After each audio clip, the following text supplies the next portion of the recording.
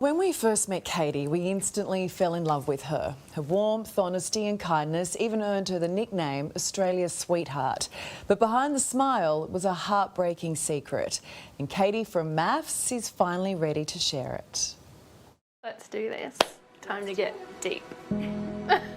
It's Katie from MAFS, but not as you know her. I see. Eh? That's so Queenslander, eh? Have you ever spoken up about these experiences before? On the facade, I have a story that I've shared, but this depth and this vulnerability is, it's the first time I'm going there, so it's scary.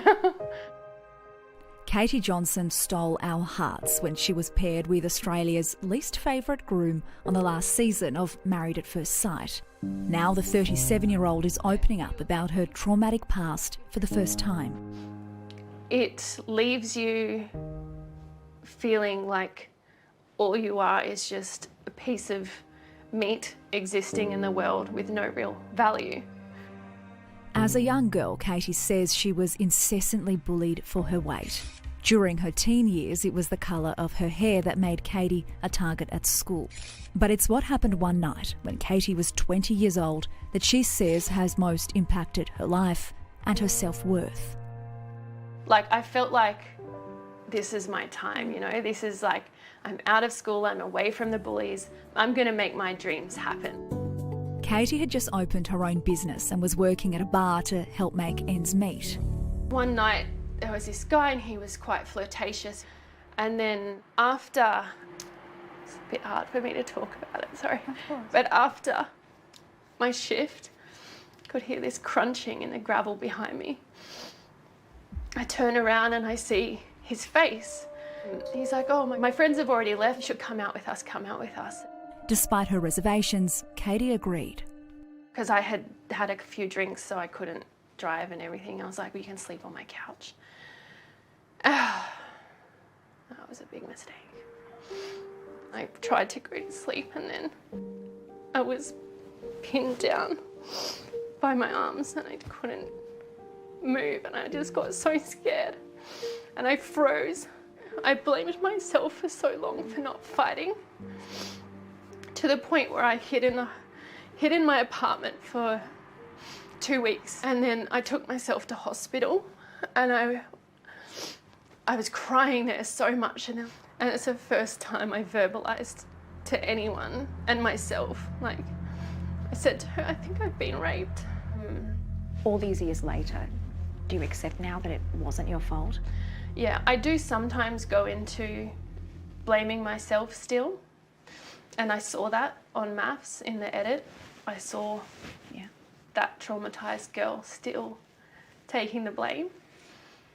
But since then, I've realised that actually, like, people's behaviour towards you, whether it's mental abuse, physical abuse, you don't have to carry that.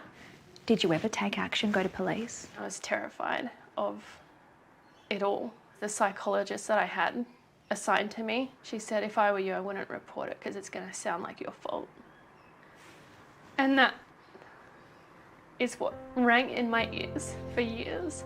Katie's now studying behavioural science as a way to better understand her abuser's actions. She says it's part of her trauma therapy and it's working. And I've only recently kind of really realised what those traumas have done to me and how I've suppressed them and how I've stuffed them down with comfort, which is for me food, and made myself feel safe by making myself bigger and being less attractive and hiding. And I don't want to do that anymore. Katie's also taking control of her physical health. I had a scan done that showed like really high visceral fat levels, the fat around your organs. And I thought to myself, look at what you've done to yourself for years. Like, this is years of self-sabotage. Wanting to look and feel her best in a wedding dress on MAFS, Katie's doctor recommended she try a weight loss injection to be taken in conjunction with a healthy diet and exercise. But Katie says she couldn't cope with the common side effects: vomiting, abdominal pain, brain fog, so she called it quits. Katie walked down the aisle weighing 108 kilograms. 4 weeks ago, she began the medication again with a new mindset and a supplement Katie says helps counteract her side effects, Glow Up 1. I felt hope for the first time in such a long time. While the medication and the supplement may not work for everyone, Katie says it's helping her. I can see results now and I can feel good doing it, and I don't have to punish myself. Helping Katie on her health journey is nutritionist Mandy Saha, personal trainer and physiotherapist Scott Cohn, and GP Dr. Zach Turner. Look, visceral fat is one of the biggest areas that we are concerned about in medicine because it relates to having things like heart attacks, strokes, diabetes, early onset Alzheimer's dementia, and can even increase your cancer risk. Mandy's working with Katie to ensure she's getting the right nutrients for her overall health and energy levels. It's going to be filled with snacks throughout the day because her appetite is a little bit diminished, and we are going to focus on protein-rich foods. And because all progress takes place outside of the comfort zone, You've got this. Katie's joined a gym where she'll be pushing herself 3 days a week and walking 10,000 steps a day. It's not easy, but I've got the energy in there to let it all out. So very different to other times where I had to drag myself here and drag yourself through the workout. For the first time in my life, I feel like the emotional, the mental and the physical are all lining up. You're single at the moment. Does that mean we might see a happy Katie on the next season of MAFS? Would that be a possibility? Possible, yeah. It's up to the powers that be. Channel 9, let me on. So here's an idea. Let's catch up again in 12 weeks' time and see how you're going. But let's do it on telly. Righto.